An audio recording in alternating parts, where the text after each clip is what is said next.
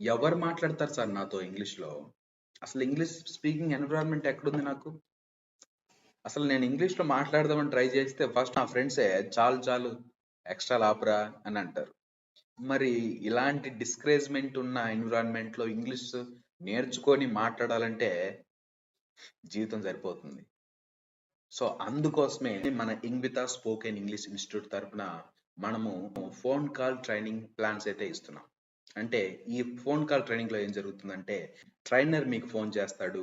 మీ చేత ఇంగ్లీష్ మాట్లాడించడానికి ప్రయత్నిస్తాడు. ఇక్కడ మనకి 1-3 మంత్స్ వరకు ప్లాన్స్ ఉన్నాయి.